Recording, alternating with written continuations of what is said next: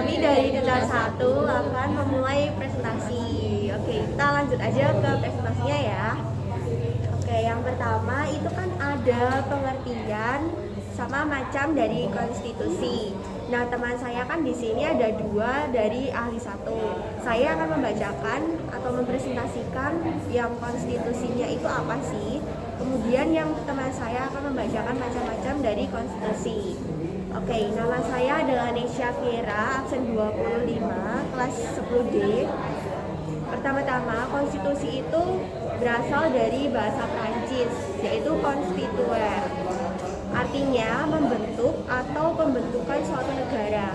Nah, dari kata-kata tersebut berarti konstitusi itu merupakan kumpulan peraturan yang membentuk atau mengatur pemerintah dalam suatu negara. Jadi konstitusi itu harus dimiliki oleh suatu negara karena itu mengatur atau memerintah pedomannya gitu. Nah, berarti konstitusi ini bukan sebagai wujud hukum tertinggi di suatu negara. Saya dari ahli 1 akan melanjutkan presentasi dari Nesya. Saya Alexander Nur Cahyadi, nomor absen 3, dan saya akan menjelaskan tentang macam-macam konstitusi. Yang pertama adalah konstitusi tertulis. Konstitusi tertulis adalah aturan pokok yang tertulis dalam suatu dokumen untuk mengatur kehidupan suatu bangsa. Jadi, konstitusi tertulis itu adalah hukum tertinggi yang dituliskan dalam suatu dokumen. Biasanya, konstitusi tertulis ini tidak mudah diubah.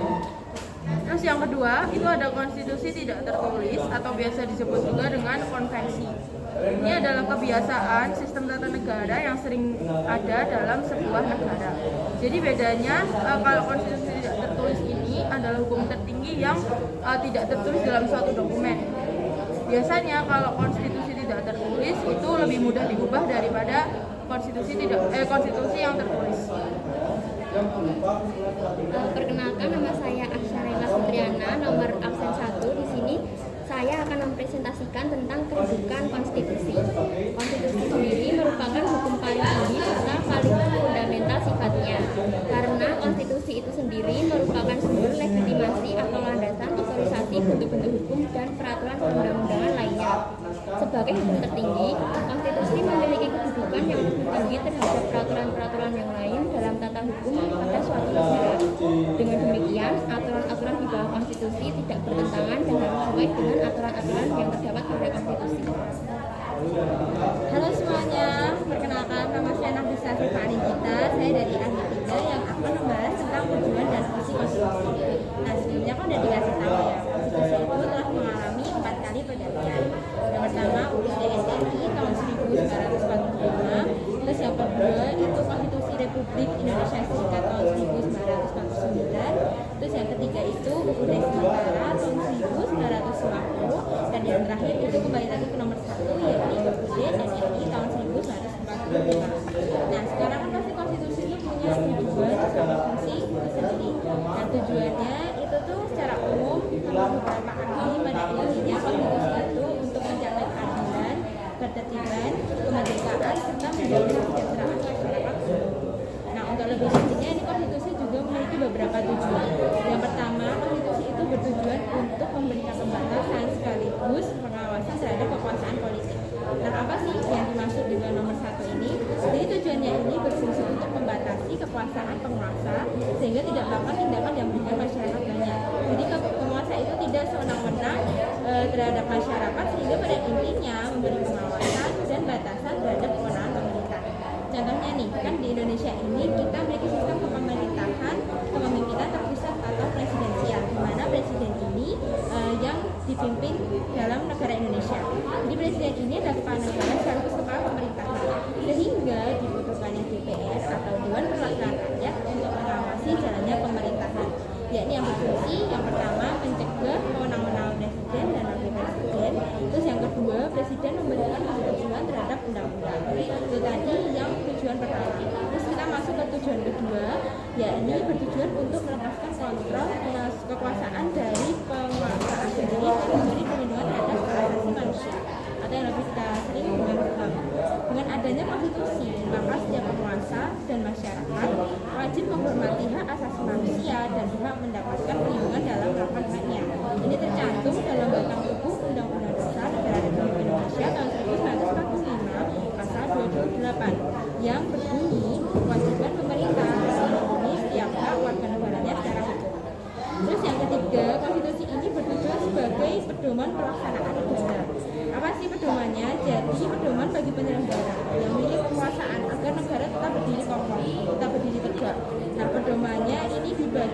membagi kekuasaan dalam tiga lembaga, ada eksekutif, legislatif, sama yudikatif.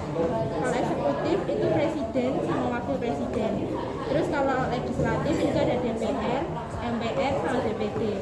Terus kalau yudikatif itu ada MK, MK sama KY.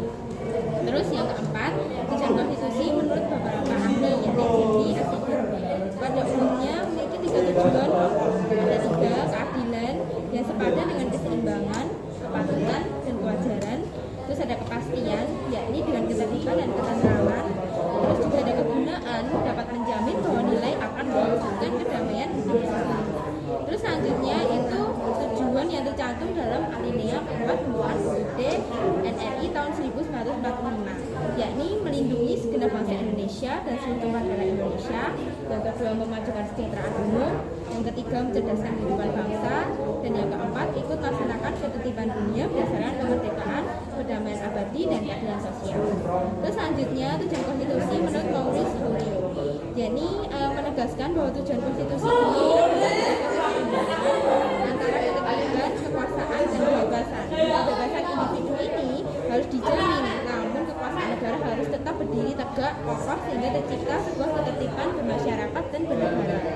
Terus yang terakhir itu tujuan tertinggi konstitusi ada tiga, ada keadilan, ketertiban, perwujudan, dan nilai ideal seperti kemerdekaan, kebebasan, kesejahteraan, dan kemakmuran bersama dirumuskan oleh pendiri bangsa. Nah, itu tadi tujuan konstitusi. Terus kita masuk ke fungsi konstitusi. Nah, jadi pada dasarnya intinya fungsi konstitusi ini tidak berbeda jauh dengan tujuan konstitusi. Menurut C.F. Strong, pada prinsipnya fungsi konstitusi ini adalah untuk membatasi kewenangan dan tindakan pemerintah untuk menjamin hak-hak yang diperintah dan merumuskan pelaksanaan kekuasaan yang berdaulat. Nah, fungsinya itu juga ada 8. Yang pertama, konstitusi sebagai dokumen nasional yang mengandung perjanjian luhur. Terus yang kedua, konstitusi sebagai piagam kelahiran negara baru. Terus yang ketiga, sebagai hukum tertinggi. Yang keempat, itu sebagai identitas nasional dan lambang persatuan. Terus yang kelima, ada alat untuk membatasi kekuasaan. Terus yang keenam, ada pelindung HAM. Yang ketujuh, pemberi atas sumber legitimasi terhadap kekuasaan negara atau kegiatan penyelenggaraan kekuasaan negara. Dan yang terakhir itu sebagai sarana perekayasaan dan pembangunan masyarakat baik dalam arti sipil maupun arti kuasa. Nah, selain itu 8 tadi ada juga prinsip yang nama dalam konstitusi. Setidaknya harus memiliki 4 fungsi penting. Yang pertama itu fungsi limitatif yang sebagai pembatas kekuasaan. Terus yang kedua ada integratif, itu membutuhkan proses integrasi sosial. Terus yang ketiga itu protektif, jadi harus mengatur hak dasar perlindungan rakyat. Terus yang terakhir itu fungsi transformatif, harus mampu melakukan rekayasa sosial dengan perkembangan zaman. Jadi kesimpulannya bahwa tujuan dan fungsi konstitusi negara Indonesia ini adalah sama-sama menentukan dan membatasi kekuasaan negara. Kekuasaan tersebut harus memiliki batasan yang tegas agar penguasa tidak memanipulasi konstitusi untuk kepentingan kekuasaan.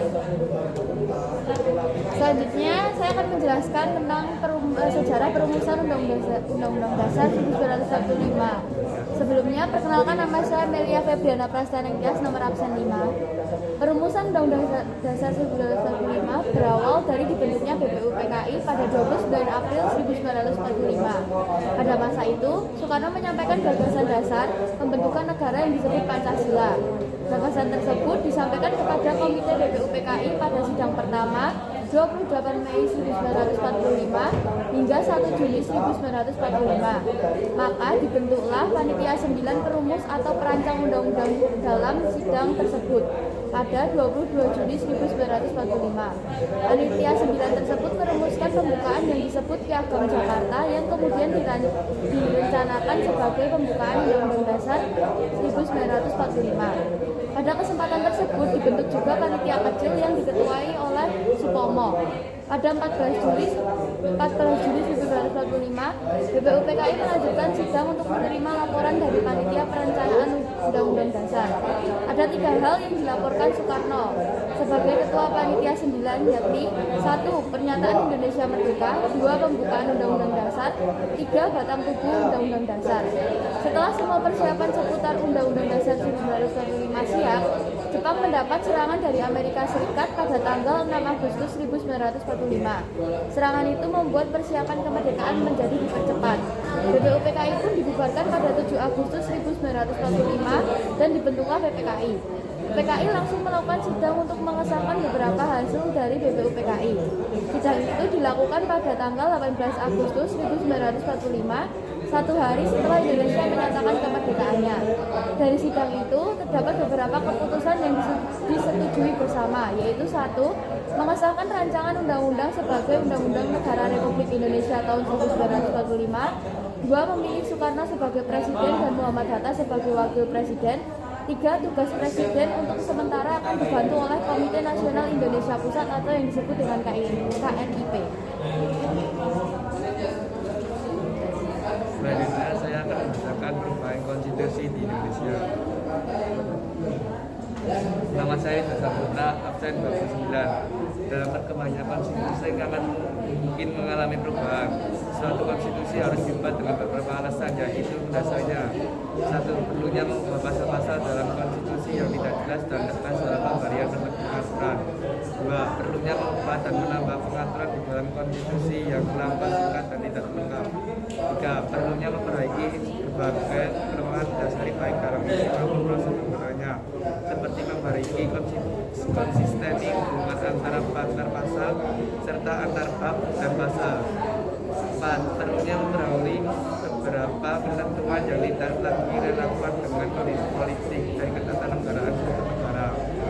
Perubahan Indonesia 105 periode pertama adalah perubahan sistem pemerintah nomor 16 Oktober 1945, Pakumat Pemerintah 14 November 1945, Konstitusi RIS, hasil KMD Kepres nomor 48 tahun 1950, 3. UDS 1950, Piagam Persetujuan Pemerintah RIS dalam Pemerintah RI 19 Mei 1950, UU nomor 7 tahun 1950 tentang perubahan konstitusi setara Republik Indonesia Serikat menjadi Undang-Undang Dasar Undang-Undang menjadi Setara Republik Indonesia. Oke, sekian kami tadi presentasi dari Duta 1. Kalau ada perbuatan dan kata-kata yang tidak enak mohon dimaafkan. Sekian dari kami, terima kasih, bye-bye. Perkenalkan, nama saya Rafiqah Salma Chandrasari, absen 27, sebagai Duta 1 dari kelompok 3 yang akan membahas tentang tujuan dan fungsi konstitusi. Tujuan konstitusi di Indonesia sendiri menurut para ahli intinya adalah untuk mencapai keadilan, ketertiban, kemerdekaan, serta menjamin kesejahteraan masyarakat umum. Konstitusi bertujuan untuk memberikan pembatasan sekaligus pengawasan terhadap kekuasaan politik yang berfungsi untuk membatasi kekuasaan penguasa sehingga tidak melakukan tindakan yang merugikan masyarakat banyak. Contohnya di Indonesia sebagai negara dengan sistem kepemimpinan terpusat. Sistem ini dipimpin oleh presiden, di mana presiden adalah kepala negara sekaligus kepala pemerintahan, sehingga dibentukannya DPR untuk mengawasi jalannya pemerintah. Yakni yang pertama, mencegah kewenangan presiden dan wakil presiden. Yang kedua, presiden memberikan persetujuan terhadap undang-undang. Selanjutnya, konstitusi juga bertujuan untuk melepaskan kontrol kekuasaan dari penguasa dan memberi perlindungan terhadap HAM. Dengan adanya konstitusi, maka setiap penguasa dan masyarakat wajib menghormati HAM dan berhak mendapatkan perlindungan dalam melakukan haknya. Yang tercantum dalam batang tubuh UUD NRI tahun 1945 pasal 28 yang berbunyi kewajiban pemerintah dalam melindungi setiap hak warga negaranya secara hukum. Selanjutnya yang ketiga, konstitusi bertujuan juga sebagai pedoman pelaksanaan negara. Pedoman bagi penyelenggara yang memiliki kekuasaan agar negara tetap berdiri kokoh. Pedoman pelaksanaan negara diwujudkan melalui pembagian kekuasaan ke dalam lembaga. Kemudian lembaga terbagi jadi 3, ada lembaga eksekutif, lembaga legislatif, dan lembaga yudikatif. Lembaga eksekutif merupakan presiden dan wakil presiden. Lembaga legislatif merupakan DPR, MPR, dan DPD. Lembaga yudikatif merupakan MPK, MK, dan KY. Selanjutnya, tujuan konstitusi menurut para ahli yaitu Jimli Asyidik pada umumnya memiliki 3 tujuan pokok. Yang pertama, keadilan, sepadan dengan keseimbangan, kepatutan, kewajiban. Yang kedua, kepastian, berkaitan dengan ketertiban dan ketentraman. Yang ketiga merupakan kegunaan, dapat menjamin bahwa nilai akan mewujudkan kedamaian hidup bersama. Yang kelima, tujuan konstitusi yang tercantum dalam alinea keempat pembukaan Undang-Undang Dasar NRI tahun 1945, yaitu yang pertama melindungi segenap bangsa Indonesia dan seluruh tumpah darah Indonesia. Yang kedua, memajukan kesejahteraan umum. Yang ketiga, mencerdaskan kehidupan bangsa. Yang keempat, ikut melaksanakan ketertiban dunia berdasarkan kemerdekaan, perdamaian abadi, dan keadilan sosial. Selanjutnya, fungsi konstitusi tujuannya adalah sebagai menurut tujuan konstitusi menurut Maurice Hausseris menegaskan bahwa tujuan konstitusi adalah menjaga keseimbangan antara ketertiban, kekuasaan, dan kebebasan. Kemudian tujuan tertinggi konstitusi merupakan keadilan, ketertiban, perwujudan, dan nilai ideal seperti kemerdekaan, kebebasan, kesejahteraan umum, dan kemakmuran bersama diumumkan oleh para pendiri bangsa. Selain tujuan, saya akan juga membahas tentang fungsi konstitusi di Indonesia. Pada dasarnya, fungsi konstitusi tidak berbeda jauh dengan tujuan konstitusi. Menurut C.F. Strong, pada prinsipnya fungsi konstitusi adalah untuk membatasi kewenangan tindakan pemerintah, untuk menjamin hak-hak yang diperintah, dan merumuskan pelaksanaan kekuasaan yang berdaulat. Fungsinya, yang pertama, konstitusi sebagai dokumen nasional yang mengandung perjanjian luhur.